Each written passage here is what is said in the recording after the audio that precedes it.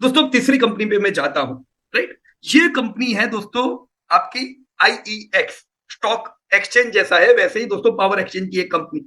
दोस्तों इस कंपनी को प्रेजेंट करने वाले थे डॉक्टर शेख जैद, जो कि प्रयागराज से है। दोस्तों आज दोपहर को ही उनसे बातचीत हुई कि किसी की डेथ हो गई है तो वो नहीं आ पाएंगे। राइट, और आपके सामने प्रेजेंट नहीं कर पाएंगे, तो नो नीड टू वरी, उनको उनके काम में अभी बिजी रहने दो। लेकिन रिसर्च पूरा उन्होंने किया, उन्होंने पूरा रिसर्च करके डेटा हमको भेजा, तो मैं वो डेटा आपको पेश करने वाला हूं। राइट, तो इसमें जो भी योगदान है ये किसका है? डॉक्टर शेख जैद का है। तो जैद भाई को थैंक यू बोल दीजिएगा बाद में। मैं खाली यहाँ पे वो न्यूज पढ़ते हैं ना, वैसे उनका सब डेटा पढ़ने वाला हूँ। राइट, चलो तो let me open IEX data, just a minute. Right, तो सबसे पहले चलो thank you very much to doctor Zaid for creating a research on IEX. ये जरूरी कंपनी थी। क्यों? एक्सचेंज एंड डेटा प्लेटफॉर्म की कंपनी जरूरी इसलिए है क्योंकि ये टूटी हुई है। मैं आपको बताऊं दोस्तों, बहुत बार मौका किधर मिलता है पता है? टूटी हुई कंपनियों में। क्योंकि टूटी हुई कंपनियों में जब ग्रोथ आता है ना, ये दौड़ती है और आपको कमा के देती है एकदम बढ़िया। एचडीएफसी एमसी में क्या हुआ, मारुति में क्या हुआ, राइट, सीडीएसएल में क्या हुआ, ऐसी पलटी लगी थी ना सब में। इसीलिए दोस्तों टूटी हुई कंपनियों को भी ध्यान दो, ये चलेगी नहीं, बोर करेगी कब तक? जब तक ग्रोथ नहीं आता है। पर ग्रोथ आके 6 महीने में तो ये सब लाइफ टाइम हाई आ जाते हैं। राइट, तो चलो आईएक्स को देखा जाए कि ये लोग क्या कर रहे हैं। चलो आईएक्स का डेटा मैंने ओपन किया। सबसे पहले एक्सचेंज डेटा प्लेटफॉर्म देख लो दोस्तों, लिस्टेड कंपनी कई है। पीएससी इंडिया जो स्टॉक एक्सचेंज है दोस्तों, इसकी बॉम्बे स्टॉक एक्सचेंज खुद एक लिस्टेड है। एमसीएक्स जो कि कॉमोडिटी का एक्सचेंज है, ये लिस्टेड है। पर ना बीएससी लीडर है ना एमसीएक्स लीडर है दोस्तों। राइट, सीडीएसएल दोस्तों डिपोजिटरी पार्टिसिपेंट हुए, तो ये सीडीएसएल लीडर है डिपोजिटरी पार्टिसिपेंट में। 2 डिपोजिटरी पार्टिसिपेंट है, उसमें सीडीएसएल के पास ज्यादा मार्केट है, तो इस पे ध्यान देना चाहिए। और दूसरा दोस्तों आईईएक्स पावर एक्सचेंज की कंपनी, पावर एक्सचेंज में ये लोग लीडर है। अभी कुछ और पावर एक्सचेंज आए हैं पर मार्केट तो इन्हीं के पास ज्यादा है, 86% का market. So yes we can focus on IEX. Right, IEX किससे रिलेट करता है और इसका ग्रोथ आएगा कि नहीं? देखो सबसे पहले डिमांड देखनी चाहिए। तो डिमांड क्या है, क्या ये सेक्टर चलेगा? मैं आपको बता दूं वैसे दोस्तों पहले कि पावर सेक्टर एक ऐसा ऑप्टिमिस्टिक सेक्टर था दोस्तों। 2007 के समय की मैं आपको बात कर रहा हूं। इंडिया, सब जानते थे दोस्तों इंडिया में पावर का प्रोडक्शन बड़ा कम था। आप लोग ऐड देखते होंगे, बिजली बचाओ बिजली बचाओ बिजली बचाओ, क्योंकि हम प्रोड्यूस नहीं करते थे। प्रोड्यूस नहीं करते थे, पूरे भारत भर में बिजली थी नहीं, जहां थी वहां पे 20 थी नहीं, हर जगह पे कटौती होती थी बिजली की। राइट, पर ये उम्मीद थी कि पावर में जनरेशन जबरदस्त होगा और पावर की कंपनियां वेल्थ क्रिएट करके देगी, और बहुत सी प्राइवेट कंपनीज पावर में आई थी वो टाइम पे। पर दोस्तों बहुत बड़ा फेलियर हमने देखा पावर में। पावर की कंपनीज जो आई वो डेप्ट डिस्ट्रेस हुई। कैसी हुई? डेप्ट डिस्ट्रेस। पावर की कंपनियां एक्सपांड करने को तैयार नहीं थी। पावर की जरूरत थी पर पावर की कंपनी बोले हम एक्सपांड नहीं करेंगे, पैसे आते नहीं थे इनके पास। ज्यादातर ये लोग दोस्तों स्टेट गवर्नमेंट्स को पावर देते, स्टेट गवर्नमेंट पैसे देती नहीं थी, उनको तो फ्री में बिजली बांटनी थी। राइट, तो बहुत बुरे हाल थे ये सेक्टर के दोस्तों। और ये सेक्टर एक वेल्थ डिस्ट्रॉयर सेक्टर था। कैसा था? Wealth destroyer. दोस्तों पिछले कुछ समय में ऐसे रिफॉर्म हुए हैं जिसने वेल्थ डिस्ट्रॉयर को आने वाले दशक का वेल्थ क्रिएटर में कन्वर्ट कर दिया है। कैसे दोस्तों? ये आप अभी का लेटेस्ट, जैसे पावर की वैल्यू चेन 3 चीज से जुड़ी होती है। 3 चेन में इसको आप पावर समझोगे। एक पावर जनरेट करने वाली कंपनीज होती है दोस्तों, कुछ पावर ट्रांसमिट करने वाली कंपनीज होती है जो पावर जनरेट करने के बाद पहुंचाती है, और कुछ डिस्ट्रीब्यूशन की कंपनीज होती है दोस्तों। राइट, तो पावर जनरेशन कैसा है, जैसे यहां पे आप देख सकते हो लेटेस्ट ये डेटा है दोस्तों अभी का दिसंबर तक का। टोटल कितना इंडिया में इंस्टॉल्ड कैपेसिटी है पावर की? 422 गीगावाट, 428। राइट दोस्तों, 2030 तक ये बढ़ के 817 इंस्टॉल कैपेसिटी बनने वाला है। इससे हम समझेंगे ग्रोथ धमाकेदार आने वाला है। इंस्टॉल्ड कैपेसिटी दोस्तों बढ़ेगी 2035 तक। आप समझ लीजिए आज भारत जितना बिजली कंज्यूम करता है, 2035 तक डबल कंज्यूम करने वाला है भारत। डबल दोस्तों प्रोड्यूस करनी पड़ेगी हमको इतनी। कोल कैपेसिटी 240 है, ये 267 ले जाएंगे। 56% का अभी है दोस्तों इनका शेयर। 32% कोल से उत्पादन करेंगे, यानी कोल पे हमारा जो वेटेज घटेगा और रिन्यूएबल पे हमारा फोकस बढ़ेगा। दोस्तों रिन्यूएबल अभी 180.8 है, जो 506 हो जाएगा। यानी अभी जितना इंस्टॉल्ड कैपेसिटी है उतना तो 2030 में अकेला रिन्यूएबल होने वाला है। तो रिन्यूएबल 2030 में दोस्तों 62% शेयर रखेगा। तो 2 चीज क्लियर रखो, एक तो पावर की कंपनियों में ग्रोथ बढ़िया आएगा, सेकंड रिन्यूएबल पे ज्यादा फोकस करो। दोस्तों इतनी चीजों के बावजूद मैं बता दूं दोस्तों आपको, पहले कोल के प्रोडक्शन में बहुत प्रॉब्लम थे, कोई प्रोड्यूस प्रॉपर हो नहीं पाता था, उसमें तो कंपनियों को प्रॉपर कोल मिलता नहीं था। अभी दोस्तों कोल का प्रोडक्शन जबरदस्त चल रहा है, आप रोज देखते होंगे 12-12% के ग्रोथ से कोल प्रोडक्शन है, एकदम बिल्कुल ट्रांसपेरेंट दोस्तों उनके ऑक्शन चल रहे हैं, तो कंपनीज को कोल मिल रहा है, राइट। और इतना ही नहीं दोस्तों, ये नीचे वाली लाइन सबसे जरूरी है। हम सोच नहीं सकते थे कि भारत कोल में भी 87 गीगावाट और प्रोड्यूस करने का लक्ष्य रखेगी, लेकिन दोस्तों हमें करना पड़ेगा, क्योंकि सिर्फ रिन्यूएबल से हम हमारे टारगेट पूरे नहीं कर पाएंगे। सो ये एक नया जस्ट रिसेंट अनाउंसमेंट है दोस्तों, अपकमिंग कोल कैपेसिटी गीगावाट 87 गीगावाट और लाने वाले हैं कोल से। तो कोल इंडिया को भी ध्यान रखने का ना। उसके साथ ये सोचो, अगर 87 गीगावाट और रिन्यूएबल और, तो आरईसी पीएफसी की लॉटरी लग गई, इतना समझ लो। आरईसी पीएफसी बेचारे दबे हुए थे, उनको धंधा मिलने वाला नहीं था बहुत ज्यादा ग्रोथ का, इसीलिए उनको रिन्यूएबल के भी लाइसेंस दिए गए। पर ये कोल का दोस्तों एक्सपांशन आने से ये पूरा धंधा जाएगा आरईसी पीएफसी के पास। तो अगर आपके पास है होल्ड इट, इरडा जो अभी जिसका आईपीओ आया है, भूलो नहीं उसको। ये पूरा धंधा रिन्यूएबल का मेजोरिटी ऑफ द पोर्शन उसके पास जाएगा, फाइनेंसिंग वो लोग करेंगे। तो तीनों कंपनी नहीं लेने की, आरईसी ना पीएफसी ना इरडा, कितना लेने का। इरडा आप रख सकते हो ड्यू टू रिन्यूएबल, पर तीनों तीन कंपनी अच्छी चलेगी, कोई एक रखो आप, राइट। हम लोग का फोकस दोस्तों इरडा में ज्यादा रहेगा। तो इससे हमारी कई आइडियाज क्लियर होती है दोस्तों पावर जनरेशन की, राइट। मैंने और कुछ चीजें लिखी हुई, मैं सब पढ़ नहीं रहा हूं, लेकिन समझ लो दोस्तों पूरा ग्रीन कॉरिडोर कर रहा है।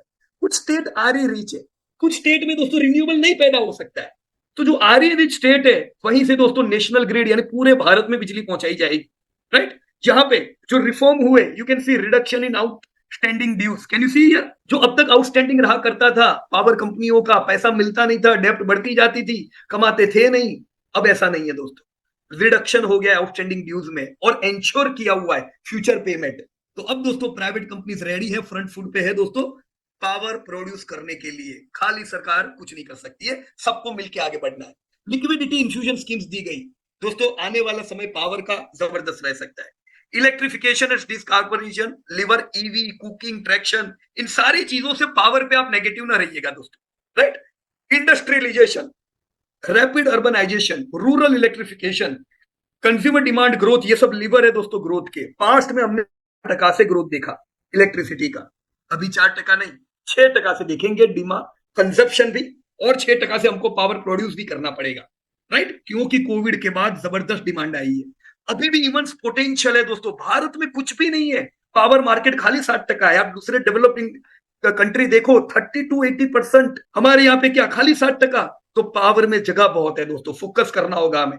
इसमें जो एक्सचेंज है दोस्तों, पावर के एक्सचेंज का ग्रोथ बढ़िया होना है, क्यों, क्योंकि अभी भी share of exchange of in total consumption कितना है, ये 3% था 2016 में, अभी 60% है।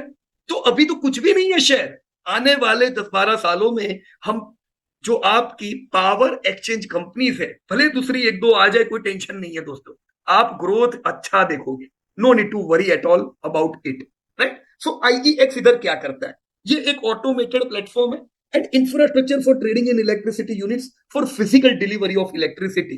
दोस्तों ये कई अलग अलग सेक्टर में काम करते हैं, राइट। जैसे इन्होंने अलग अलग प्रोडक्ट इनकी बनाई हुई है, आपने शेयर बाजार में कैसी बनाई हुई है, अब फ्यूचर ऑन ऑप्शन ना डेरिवेटिव ना इंट्राडे ना, ये उन्होंने प्रोडक्ट बनाई हुई है। DAM means day ahead market, real time market, term market, certificates में काम करते हैं, ग्रीन में काम करते हैं। दोस्तों पावर को फायदा किसमें होने वाला है पता है, ग्रीन एनर्जी जितनी बढ़ेगी उतना ज्यादा, क्यों दोस्तों, रियल टाइम मार्केट की वजह से, आरटीएम जो यहाँ पे लिखा हुआ है दोस्तों। बहुत सी बार ऐसा होता है जो पीक और होते हैं, जब बिजली महंगी मिलती है, वो टाइम ऐसा है जब बिजली प्रोड्यूस भी हो रही है ग्रीन एनर्जी, तो सीधे सीधा इनको सस्ता मिल सकता है दोस्तों। तो एक्सचेंज से ट्रेडिंग और बढ़ेगा green energy, right. This were their products दोस्तों। नए बिजनेस भी इन्होंने कुछ लॉन्च किए। उन्होंने 2020 में दोस्तों गैस, राइट, आईजीएक्स लॉन्च किया, गैस का एक्सचेंज। अच्छे वॉल्यूम यहाँ पे भी बढ़ते जा रहे हैं दोस्तों, 5 साल में उम्मीद करेंगे ग्रोथ अच्छा रहेगा। आईसीएक्स, इंटरनेशनल कार्बन एक्सचेंज, इन्होंने शुरू किया।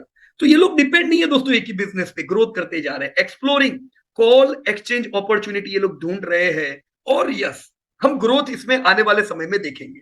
ये कंपनी है किसकी दोस्तों, इसका कोई मालिक नहीं है, राइट। कॉर्पोरेट बॉडीज कंपनी को चलाते हैं। बड़ा शेयर होल्डर कौन हुआ दोस्तों, एफआईआई है, डीआईआई है, राइट। रिटेल में भी है माल इनका लोगों के पास। So there is no single, कोई एक इनके मालिक नहीं हुए। ट्रेंड क्या कहता है दोस्तों, मेरे को अभी भी याद है जब आईपीओ आया उस समय भी हमने इसको रिकमेंड तो किया था, राइट। 2012 में दोस्तों कितना टर्नओवर करते थे, 17 करोड़ का, बढ़ता चला गया 2020 200 करोड़, अभी हम अगर इसको देखें 431 करोड़ 2022 में। लास्ट ईयर इनका टर्नओवर घटा दोस्तों, ध्यान रखो यहां पे क्यों घटा था। लास्ट ईयर दोस्तों प्रॉपर कोल उपलब्ध नहीं हो पाया था पावर की कंपनियों को, पिछला साल पावर की कंपनियों के लिए चैलेंजिंग था, और पिछले साल टर्नओवर आईईएक्स का घटा था। तो last year was not a good year for IEX, got it. नहीं तो ओवरऑल अब तक हमने ग्रोथ बढ़िया देखा है। प्रॉफिटेबिलिटी कितनी है, कितनी बार लॉस किया बताओ मेरे को, कभी कभी कभी नहीं। कंसिस्टेंट प्रॉफिट करते जा रहे, लास्ट ईयर प्रॉफिट नहीं बढ़े, क्यों? अरे धंधे नहीं बढ़ेंगे, प्रॉफिट नहीं बढ़ेंगे। तो इनका पिछला साल चैलेंजिंग था, नहीं तो आईपीओ के टाइम से ये आए, इन्होंने कमा के भी अच्छा दिया, कंसिस्टेंट डिविडेंड भी दिए, पर लास्ट ईयर चैलेंजिंग रहा इनके लिए। रिजर्व कंसिस्टेंटली बढ़ते चलेंगे दोस्तों, इसीलिए बुक वैल्यू बढ़ी और आपके शेयर की कीमत बढ़ी। अभी क्या चल रहा है, चलो वो देखते हैं। हमने देखा पिछला साल कैसा था, बुरा था। So last year was challenging, what about now? Last year 7% से धंधे गिरे थे, राइट, इसीलिए प्रॉफिट गिरे थे। क्वार्टर वन में दोस्तों हमने 6% से ग्रोथ देखा, तो क्वार्टर वन में ग्रोथ आया डिक्लाइन से हम वापस अब ट्रेंड पे आए, पर टका बहुत अट्रैक्टिव नहीं था। चलो 6% से धंधे बढ़े, प्रॉफिट भी बढ़े। H1 में 10%, यानी क्वार्टर टू अच्छा आया तो H1 सपोर्टिव रहा। 9 month 11%, right. So overall growth trend बढ़ता जा रहा है। मैं इस साल उम्मीद क्या करूंगा दोस्तों, डिक्लाइन वाला साल नहीं है ये दोस्तों, ये साल हम 40% कगार से धंधे को बढ़ता हुआ देखेंगे, ये हमारी उम्मीद है। ऑलरेडी 11% तो आ गया, 3 महीने बाकी है दोस्तों। प्रॉफिट हम इस साल 17% से बढ़ते देखेंगे। तो एक डिक्लाइन ईयर के बाद वापस क्या दोस्तों, वापस से हमने ट्रेंड पॉजिटिव देखा है। सैयद भाई ने स्लाइड बहुत बढ़िया बनाई है, मेरे को मानना पड़ेगा, राइट। नहीं तो मुझे यहाँ पे देखो समझाने में मुश्किल ही होती, क्यों मैं बताऊं आपको। मैं अभी आपको कहता कि भाई 2024 में धंधा बढ़ने वाला है, पर देखो समझाने के लिए इन्होंने आपके सामने 2023 और 22 के भी डेटा डाले हुए, एकदम दूर का सोचते हैं। 2022 देखो 431 करोड़ का धंधा, 2023 401 करोड़ धंधा गिरा। पर ये साल रेडी हो जाओ दोस्त, get ready for life time high sales 449 crore. We are going to see life time high profits 350 crore. So get ready, आप लोग लाइफ टाइम हाई प्राइस के करीब भी पहुंच सकते हो। चैलेंजेस कुछ है जिसने अभी भी इसको ब्रेक मार के रखी हुई, और वो चैलेंजेस क्या है दोस्तों, डीकपलिंग वाला। अभी डीकपलिंग की चर्चा चल रही है, राइट। डीकपलिंग होता है तो उस कंपनी पे थोड़ी इफेक्ट पड़ेगी। जो ग्रोथ ये 15-20% से हम उम्मीद करते वो 12% हो सकता है, पर ग्रोथ करेगा दोस्तों, उसमें कोई चिंता की बात नहीं है। तो मैं आईईएक्स में जहां से रिकवरी उम्मीद करूंगा, राइट। 2030 तक 1000 करोड़ का टर्नओवर, 600 करोड़ का प्रॉफिट मेरी उम्मीद दोस्तों है। फेयर वैल्यू अभी दोस्तों शेयर फेयर वैल्यू के करीब है। 2030 में वैल्यूएशन फेयर कंपनी के 200 रुपए हो जाएंगे, 2035 तक 366 रुपीज। ये हमने बिल्कुल कंजर्वेटिव ग्रोथ से गिरा हुआ है। तो अब मैं करूं क्या? हाँ देर गिरा हुआ है भाई एकदम, देखो कैसा, क्या करने का। 145 एक अच्छा बाइंग लेवल है और वहीं चल रहा है। 145 पे ऐड कर सकते हैं, यस दोस्तों ऐड कर सकते हैं। मैं 250 रुपए तो इसका टारगेट रखूंगा। कितना? 252। मैं क्यों टारगेट बता रहा हूं, टाटा एलेक्सी में क्यों नहीं बताया, क्योंकि वहां भी ग्रोथ स्ट्रॉन्ग नहीं था, वीक ग्रोथ है। ग्रोथ लौटा है पिछले साल के डिक्लाइन के बाद, तो मैं ब्रेकआउट उम्मीद नहीं कर रहा हूं, पर भाई रिकवरी तो आने दो।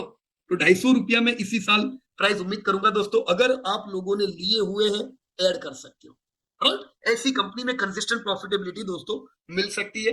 पोर्टफोलियो वेटेज हमने डाउन किया हुआ था दोस्तों, ½ 1% कर सकते हैं। अगर ग्रोथ कंटिन्यू अच्छा आता है 20% का, देखो बहुत चाहिए मेरे को, तो 20% ग्रोथ आएगा, मैं जो वेटेज बढ़ा के 2% कर दूंगा, क्योंकि प्रॉफिट तो इनको करना ही है।